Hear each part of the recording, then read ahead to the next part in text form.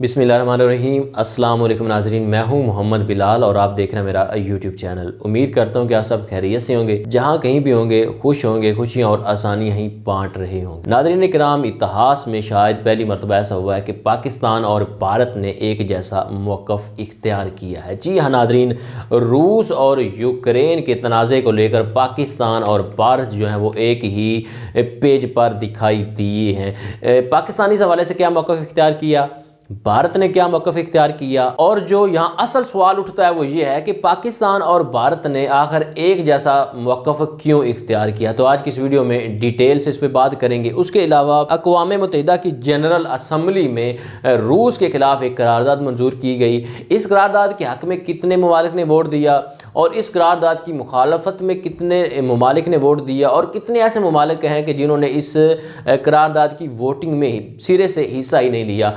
इस पे भी डिटेल से बात करूंगा। इस इजलास का जो अहवाल है वो भी मैं आप लोगों के सामने रखूंगा। लेकिन उससे पहले गुजारिश ये है कि अगर आपको वीडियो अच्छी लगे तो इसको लाइक करें, शेयर करें, कमेंट सेक्शन में अपनी राय ज़रूर दें। और अगर आप हमारे इस यूट्यूब चैनल पर नए हैं तो चैनल को कर लें सब्सक्राइब और बेल आइकन पर क्लिक करना ना भूलें, ताकि जो आइंदा की आने वाली नई वीडियोज़ हैं वो आप तक बआसानी पहुँच सके, मेरा और आपका रब्ता यूँ ही बरकरार रह सके। तो चलिए आज की इस वीडियो का आगाज़ करते हैं। नाज़रीन मोहतरम, अक़वाम मुत्तहिदा की जो जनरल असम्बली है उसमें यूक्रेन पर रूसी हमले के ख़िलाफ़ करारदाद मंजूर कर ली गई है।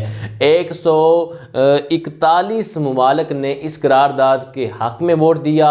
5 ऐसे ममालिक हैं कि जिन्होंने इस करारदाद की मुखालफत में वोट दिया, और 35 ऐसे ममालिक हैं कि जिन्होंने सिरे से इस करारदाद की वोटिंग में हिस्सा ही नहीं लिया। जी हाँ नाज़रीन, उन ममालिक में पाकिस्तान और भारत भी शामिल हैं। यानी भारत और पाकिस्तान ने पतली गली से निकल लेने में अपनी भलाई समझी कि हम तीसरे मुल्क की जंग में नहीं कूदेंगे। ये रूस और यूक्रेन का आपस का मामला है, वो खुद ही इस मामले को देखें। नाज़रीन इकराम, ये जो अक़वाम मुत्तहिदा की जनरल असम्बली में मीटिंग हुई, ये जो हंगामी इजलास हुआ, इसमें यूक्रेन के जो सफ़ीर हैं उन्होंने मौक़िफ़ इख्तियार किया कि रूस ने यूक्रेन के होने का हक़ ही छीन लिया है। यानी अब जो सिचुएशन है यूक्रेन के अंदर, जिस तरह की वहाँ जनाबे वाला खौफ और हरास है, बच्चों और ख़वातीन की जो चीख है उसको लेकर जो यूक्रेन के सफ़ीर हैं उन्होंने मौक़िफ़ इख्तियार किया कि रूस ने यूक्रेन के होने का हक़ ही उनसे छीन लिया है। इस इजलास में रूस के सफ़ीर का जो मौक़िफ़ था, उन्होंने कहा कि रूस मशरक़ी यूक्रेन में अलहदगी पसंद तनाज़े हल करवाना चाहता है। उन्होंने मगरबी ममालिक पर इल्ज़ाम आयद किया कि वो खुली और मज़मूम धमकियाँ दे रहे हैं ताकि दुनिया के ममालिक इस करारदाद के हक़ में वोट देने पर मजबूर हो जाएं। और काफ़ी हद तक इस बात में सदाकत भी है कि जैसे अमेरिका ने मुख्तलिफ ममालिक पर प्रेशर बिल्ड किया ताकि वो इस करारदाद के हक़ में वोट दे सकें। नाज़रीन किराम, अगर इस करारदाद की बात की जाए तो सन 1997 के बाद अक़वाम मुत्तहिदा की जनरल असम्बली में पहली मरतबा ये हंगामी इजलास हुआ, हंगामी मीटिंग हुई है।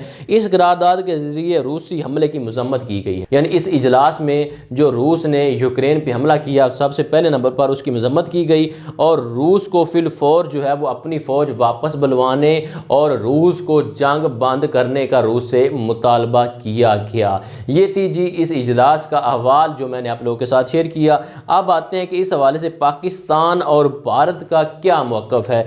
नाज़रीन किराम, अक़वाम मुत्तहिदा में पाकिस्तान के मुस्तकिल मंदूब मुनीर अकरम ने अक़वाम मुत्तहिदा की जनरल असम्बली के ख़ुसूसी हंगामी इजलास में खिताब करते हुए कहा कि पाकिस्तान अक़वाम मुत्तहिदा के मंशूर के बुनियादी असूलों पर यकीन रखता है, जिनमें अवाम का इस्तिस्वाब राय का हक़, ताकत का अदम इस्तेमाल या उसे बरूए कार लाने की धमकी ना देना, रियासतों की खुद मुख्तियारी, तनाज़ात का पुरअमन हल शामिल हैं। मुनीर अकरम ने हालिया वाक़यात को सफारतकारी की नाकामी का मज़र करार दिया और कहा कि वज़ीर आज़म इमरान खान उम्मीद का इज़हार कर चुके हैं कि सफारतकारी से फ़ौजी तनाज़े से बचा जा सकता है।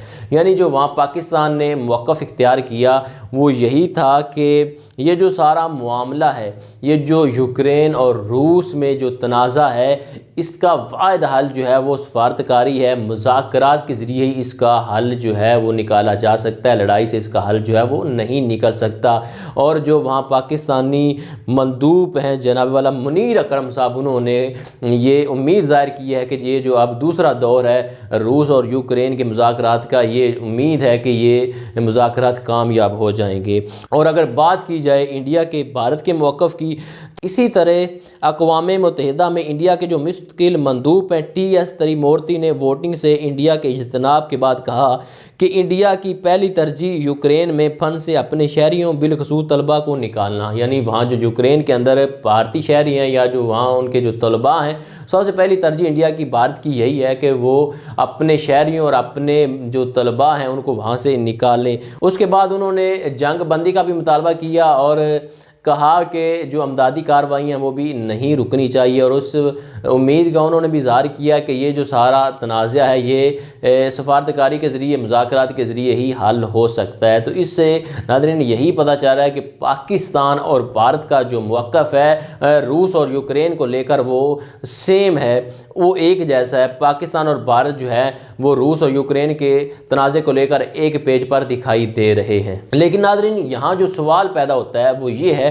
کہ آخر پاکستان اور بھارت نے ایک جیسا موقف اختیار کیوں کیا ہے؟ تو سب سے پہلے بات کر لیتے ہیں پاکستان کی۔ اب جو پاکستان کے اس حوالے سے موقف ہے یا جو پاکستان کی جو خارجہ پالیسی ہے وہ مکمل تبدیل ہو چکی ہے جب سے پی ٹی آئی کی حکومت آئی ہے۔ بالخصوص جو پرائم منسٹر پاکستان ہے ان کا اس حوالے سے موقف یہ ہے کہ ہم دوسرے یا تیسرے ملک کی لڑائی میں نہیں کودیں گے، اس سے ہمارے ملک کا نقصان ہوتا ہے۔ پہلے جیسے امریکہ اور افغانستان کی لڑائی میں ہم کودے تو ہمارے جو معاشی نقصان ہوا، جو ہمارے کئی فوجی جو ہیں وہ شہید ہوئے، کئی ہمارے شہری شہید ہوئے، تو اس حوالے سے ان کا واضح موقف یہی ہے کہ ہم دوسرے تیسرے ملک کی لڑائی میں نہیں کودیں گے۔ اور ناظرین اگر بات کی جائے بھارت کی، تو بھارت کی کئی مجبوریاں، جیسے بھارت کا چین کے ساتھ بھی تنازع چل رہا ہے اور پاکستان کے ساتھ بھی، تو اس لیے بھارت جو ہے وہ روس سے جنگی ہتھیار خریدتا ہے۔